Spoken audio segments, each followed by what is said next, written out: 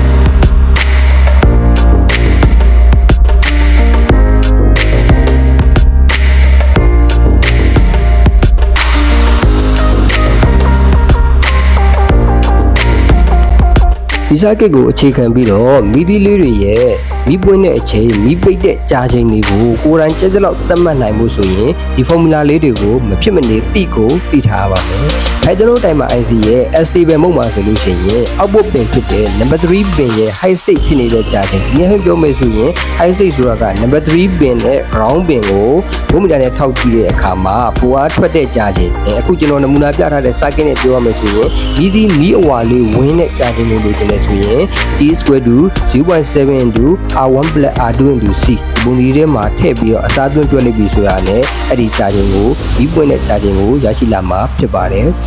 ဒီနေရာမှာဆိုလို့ရှိရင် r1 ဆိုတာကပင်နံပါတ်ခွန်နဲ့8နဲ့ကိုတွဲထားတဲ့ resistor ရဲ့တန်ဖိုးဖြစ်ပါတယ် R2 ဆိုတာကပင်နံပါတ်6နဲ့ခွန်ကိုတွဲထားတဲ့ resistor ရဲ့တန်ဖိုးဖြစ်ပါတယ် C ဆိုတာကတော့ capacitor ရဲ့တန်ဖိုးဖြစ်ပါတယ်ခင်ဗျာ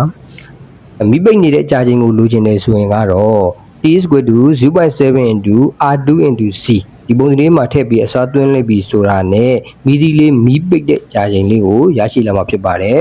ပုံသဏ္ဍာန်တွေကိုအစားသွင်းတွက်သွားနိုင်မယ်ဆိုရင်တော့မီးပွင့်ချိန်ဘယ်လောက်ထားခြင်းလဲမီးပိတ်တဲ့အချိန်ဘယ်လောက်ထားခြင်းလဲဆိုတာကိုစဉ်းစားပြီးတော့ကိုယ်တိုင် circuit တွေပြုလုပ်သွားနိုင်မှာဖြစ်ပါတယ်ခင်ဗျာ